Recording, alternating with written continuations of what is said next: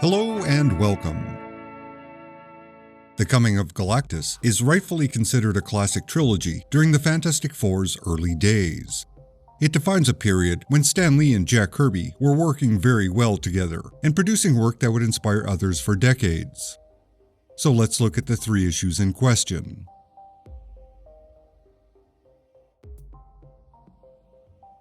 The issue opens with the concluding portion of an Inhuman story. While the team travels home, we get our first glimpse of the Silver Surfer.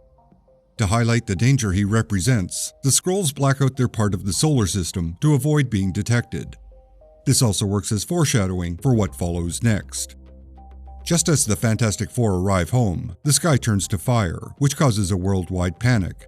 The sky momentarily clears up before it becomes covered in rocky space debris. As it turns out, both aerial phenomenon have been caused by the Watcher. He's attempting to disguise the planet's presence from the Silver Surfer, the advanced scout of a terrible, planet-destroying entity known as Galactus. Unfortunately, the Watcher's effort is in vain. The Silver Surfer travels through the space debris, seeing the world as teeming with life, and immediately signals Galactus. Here's where we get a clunky plot beat.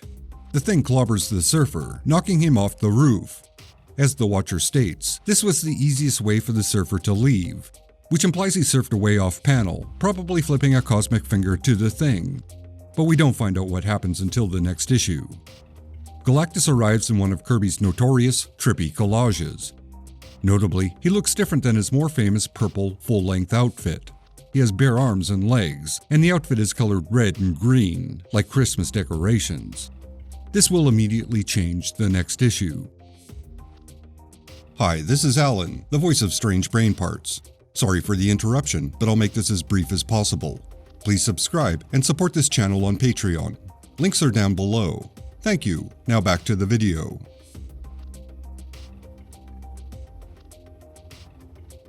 Issue 49 has a classic cover, followed by two classic splash pages. As an opener, it was epic. Kirby was really crushing it with the art. I'd like to point out that Reed is unshaven. Whenever Reed lets his personal appearance slide, that means things are looking pretty bad. Anyway, the Watcher and Galactus have a brief conversation, which implies they know one another. Let's put a pin in that for a moment. The team attacks Galactus, but, as they soon discover, they are like ants at a picnic. They are a small annoyance to this powerful being. In what may be the oddest segue, after Galactus beats the team down, they all go inside the Baxter building and get freshened up. Ben takes a bath while Reed shaves. I guess you have to look your best for the end of the world? ? I'm just saying, that one panel would have inspired a lot of slash fiction if it existed in 1966. This cuts back to the clunky plot beat. The Surfer was hit senseless by the Thing and fell into the studio of Alicia Masters, the visually impaired sculptor and partner of Ben Grimm. This subplot will continue throughout the issue, as Alicia convinces the Surfer his apathy is immoral and the human race is worth saving. Eventually, the Surfer agrees and decides to help stop Galactus. While this conversation takes place, Galactus converts the Baxter building into a machine to drain the planet of all its energy. The Watcher explains the process of annihilation, but notes there is a way to avoid this fate. For that, he'll need the help of the Human Torch, who he sends through interdimensional space to Galactus' home. As a distraction, Galactus calls forth the Punisher. No, not Frank Castle, but a tiny unspeaking alien robot thing. It's a lot of filler, to be honest.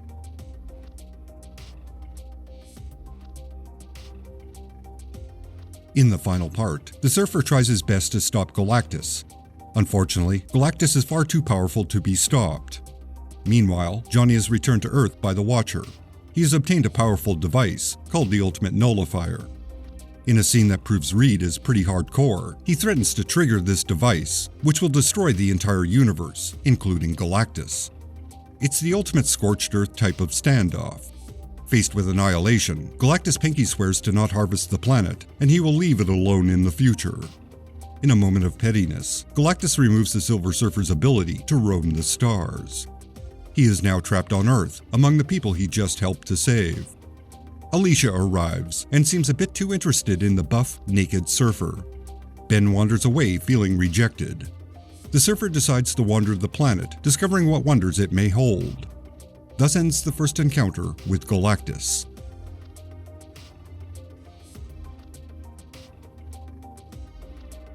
Lee and Kirby's working relationship does explain the clunky bits that arise.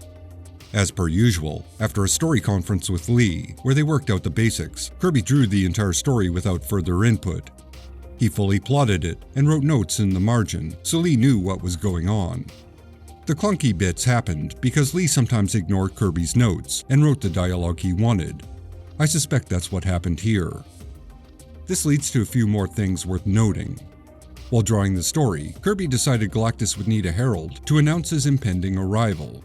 To Kirby, Galactus was God, and the Silver Surfer was a fallen angel in service to God. This also explains why Galactus banishes the Surfer to remain on Earth. It's reminiscent of Lucifer being cast out of heaven and forced to exist in hell. Kirby decided on a surfer because surfing was immensely popular in the 1960s. So he figured that would make the character more appealing to the late teen audience. When he received the pages, Lee was surprised to see this new character, which hadn't been discussed beforehand. However, Lee's account of the creation of both Galactus and the Silver Surfer changed over time. For some reason, Lee developed an affinity for the surfing character, probably because he was popular. Regardless, in early talks and interviews, he does admit the Silver Surfer was a surprise. But over the years, this memory changes, and he began taking credit for the creation of both characters. For the record, Lee did have a part in Galactus, possibly naming him too, but Kirby solely came up with the Silver Surfer. Again, this leads to another few points of interest, and one reason why Kirby became disillusioned with his collaboration with Lee. To Kirby, the Silver Surfer was made of pure energy, with the implication that he was created by Galactus, like God created the angels. That was his origin. In 1968, Lee decided to create a solo Silver Surfer series, without Kirby's involvement.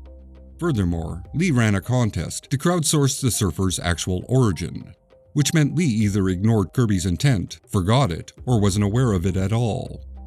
Anyway, both of these events didn't sit well with Kirby. As if in response, Kirby decided to do Galactus' origin in the pages of Thor, a title he had more control over. It stands out as a little unusual because it's a bit of a non sequitur sequence, with the story pauses to tell the origin. Anyway, Thor number 169 expands on the scene in Fantastic Four where it seems both Galactus and the Watcher are familiar with one another. In that story, Galactus is a scientist on a paradise world that is dying from an unstoppable plague. In an act of despair, this scientist and three friends decide to go out in a literal blaze of glory by crashing their spaceship into the sun. En route, they are pelted by cosmic rays, the ship veers out of control, and it comes to the attention of the Watcher. The Watcher saves this scientist, studies him, and watches as Galactus emerges. So in case you missed it, Galactus is a mix of Superman and the Fantastic Four. The Watcher saving Galactus is the first time he interferes with someone's fate. When Galactus goes on to become a world-destroying being, the Watcher doubles down on his oath to never interfere with other cultures, because ultimately, he is responsible for allowing Galactus to live. So that explains the Watcher's involvement in the original Galactus story. He didn't want Earth to suffer for a mistake he made in the past. It further explains why the Watcher adhered to his oath of non-interference. When he does get involved, beings like Galactus wind up existing, and that's too much of a burden to carry. As many modern readers might know, that isn't Galactus' origin in Marvel continuity. In 1983, Kirby's pages were reprinted with altered dialogue. Instead of a planet dying, the entire universe was falling apart. A scientist and three friends decide to end it all by crashing into the sun, which they do. This transforms the scientist into Galactus, as one universe ends and another begins. Some years later, Galactus is ejected from the sun, and his crashing starship is witnessed by the Watcher. Even though he determines Galactus will be a powerful, planet-eating being, the Watcher does nothing. After a period of incubation, Galactus emerges and begins his reign of universal terror. All of this is to note Kirby's original intent, and how that was generously reinterpreted through the years. Thank you for watching. Thanks to all my fine supporters on Patreon and YouTube. Your ongoing support makes it possible for this channel to continue. I appreciate every single one of you. Please subscribe if you've not already. Leave a comment and a like. I try to keep ads and self-promotional bits like this to a minimum, so if you can, consider directly supporting this channel on Patreon.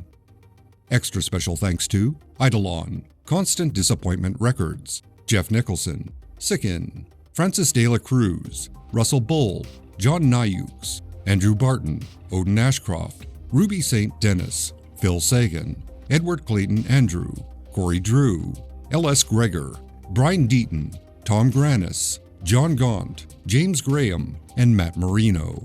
You are all justified and ancient.